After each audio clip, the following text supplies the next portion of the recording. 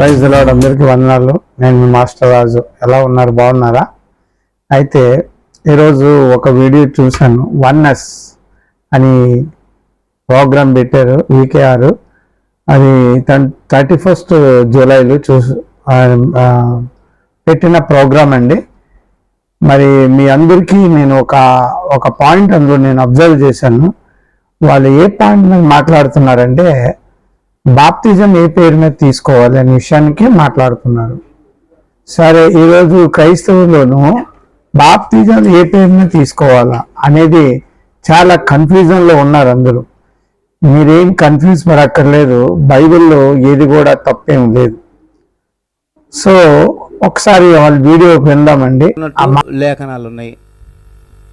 మరి అందుకనే యేసుక్రీస్తు నామ బాప్తిజం. ఇప్పుడు బాప్తిజమాలు అంటే 2 బాప్తిజమాలు ఉండవు కదా. బాప్తిజం ఒక్కటే. మరి అదైనా అయి ఉండాలి, ఇదైనా కరెక్ట్ అయి ఉండాలి, అదైనా కరెక్ట్ అయ్యి 2 కరెక్ట్ ఎట్ట అవుతాయి అంటున్నాను. ఆట ఒకసారి విందాం. విన్నారు కదా? ఏది తీసుకోవాలి? తండ్రి కుమార పరిశుద్ధాత్మ నామంలో తీసుకోవాలా, యేసు నామంలో తీసుకోవాలా అని మాట్లాడుతున్నాడు అతను.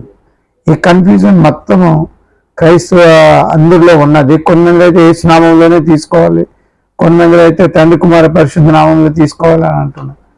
అసలు దీనిలో ఉన్న రహస్యం ఏంటంటే, యేసుక్రీస్తు వారు చెప్పిన మాట తప్పు అంటారా?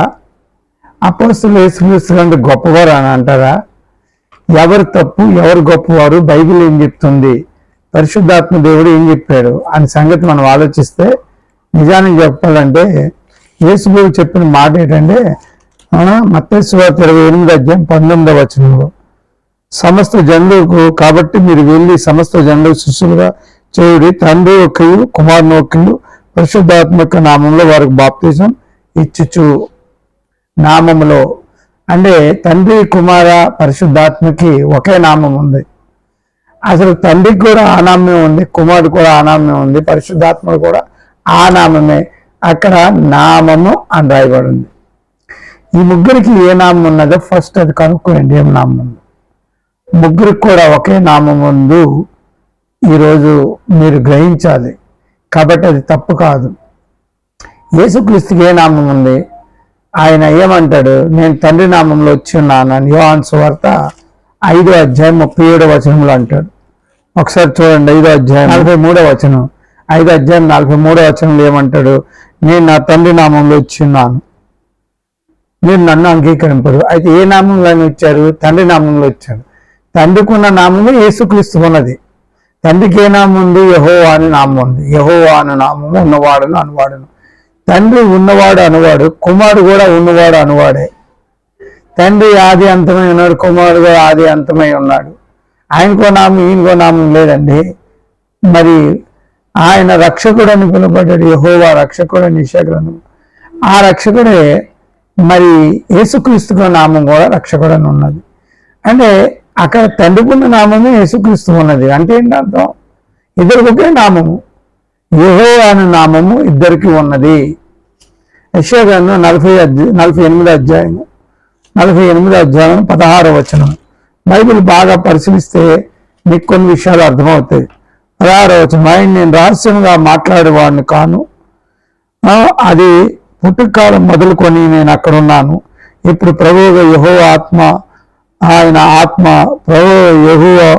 యెహోవాయు ఆయన ఆత్మయు నన్ను పంపెను. ప్రభువుగా యెహోవాయు ఆత్మయు నన్ను పంపెను అంటే ఏంటి? యేసుక్రీస్తు వారు అంటున్నారు ఆయన ఆత్మ యెహోవా నన్ను పంపాను. మరి యెహోవాకు పంపినట్లు కూడా బైబిల్లో ఉంది కదా. కాబట్టి యెహోవా అనే నామము ఒక దూతకి ఇచ్చాడు దేవుడు. మరి ఎక్కడిచ్చాడు? నిర్గమకాండంలో ఇచ్చాడు కదా. ఆయనకి నా నామము ఇచ్చి ఉన్నాను అని అంటాడు నిర్గమకాండంలో 23 నిర్గమకాండం 23:21 ఆయన సన్నిధి జాగ్రత్తగా ఉండి ఆయన మాట వినవలేను, ఆయన కోపం రేపవద్దు, మీ అతిక్రమములు ఆయన పరిహరింపడు, నా నామము ఆయనకు ఉన్నది. యెహోవా అనే నామము దూతకు కూడా ఇచ్చాడు. ఆ దూత ఎవరు తెలుసా? ఆయన యేసుక్రీస్తు. యెహోవా అనే నామము ఆయనకి ఇచ్చాడు. ఈ యెహోవా అనే నామము మరి యేసుక్రీస్తు ఉన్నప్పుడు యేసుక్రీస్తు కూడా ఉన్నవాడు అనువాడు అయ్యాడు కదా. అలాగే యేసుక్రీస్తు ఉన్నవాడు అనువాడు అని తండ్రి కూడా ఉన్నవాడు అను, పరిశుద్ధాత్మ కూడా ఉన్నవాడు అనువాడు. ఎందుకంటే పరిశుద్ధాత్మ దేవుడు తండ్రి అయిన దేవుని ఒక ఆత్మ అయి ఉన్నాడు. కాబట్టి ముగ్గురికి ఒకటే నామం ఉందని మీరు క్రైస్తవులారా మీరు మర్చిపోవద్దు.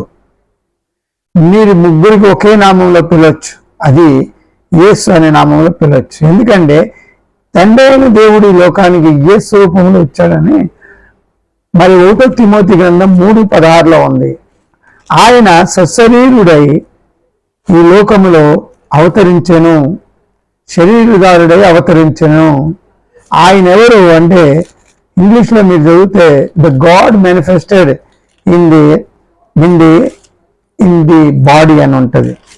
3:16 చూడండి ఒకసారి. 3:16 రాయబడి ఉన్నది, నిరాపేక్షగా ఆ దైవముక్తి కూర్చిన వర్మము గొప్పదై ఉన్నది, ఆయన సశరీరుడై ప్రత్యక్షమాయను. ఆయన ఎవరు సశరీరుడాయాడు? యేసుక్రీస్తు సశరీరుడాయడా? దేవుడు సశరీరుడాయ, తండ్రైన దేవుడు సశరీరుడాయడు.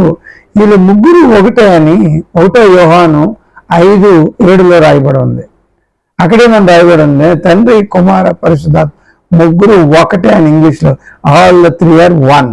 కాబట్టి they all have the same name.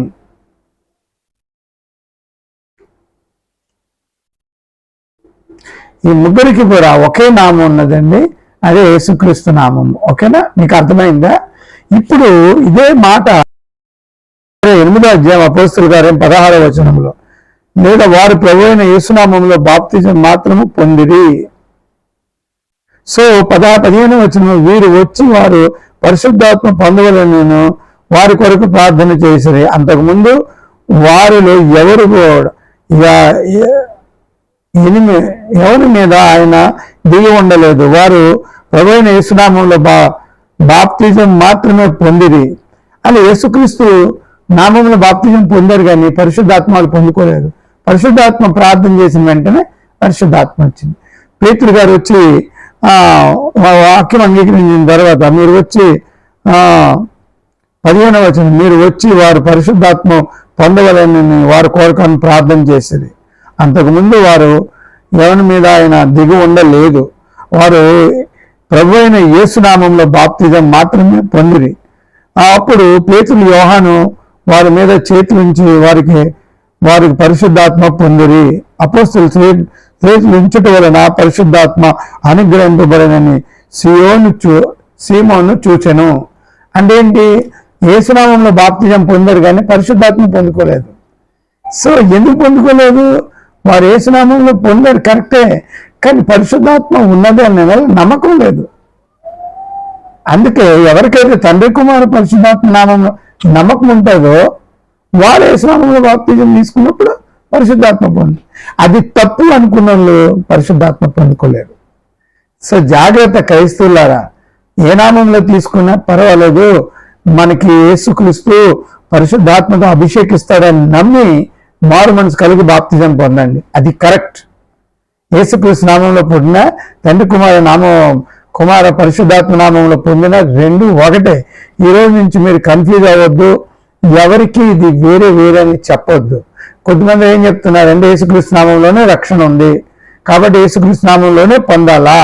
అక్కడ తండ్రి కుమార పరిశుద్ధాత్మ నామంలో మత్తయి సువార్త 28వ అధ్యాయం 19వ అసలు చెప్పిన మాట అది కరెక్ట్ కాదు, దాన్ని ఫాలో అవ్వకండి అంటున్నారు. చాలా తప్పు, రెండు ఒకటే. అది మీరు నమ్మలేకపోతే పరిశుద్ధాత్మ మీరు పొందుకోలేదు, అది కూడా ఉంది పాయింట్ కదా.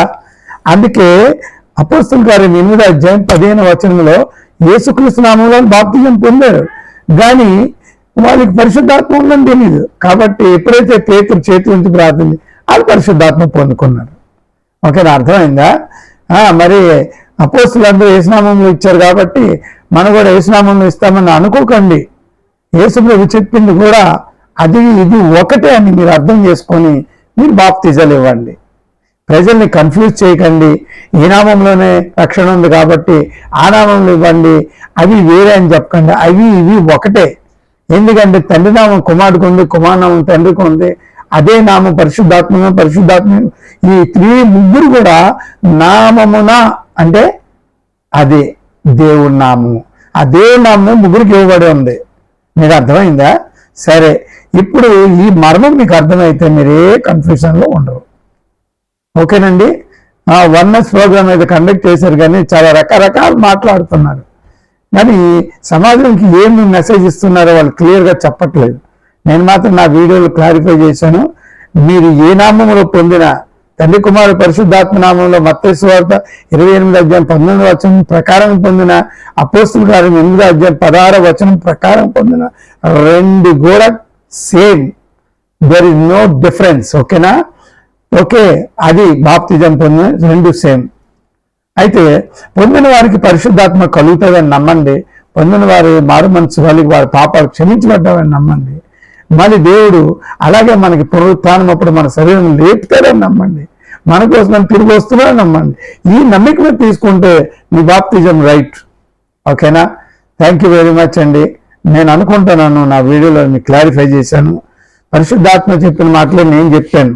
మీరు ఏం కన్ఫ్యూజ్ అవ్వకండి, నాకే కన్ఫ్యూజన్ లేదు. సో మీరు కూడా ఈ రోజు నుంచి ఎవరైనా అలాగా సిద్ధాంతాలు మాట్లాడితే ఈ వీడియో వాళ్ళకి చెప్పండి. మీకు కరెక్ట్ అనిపిస్తే ఒక లైక్, సబ్స్క్రైబ్ కొట్టండి. ఓకేనా? కరెక్ట్ అనిపించే కమెంట్ పెట్టండి.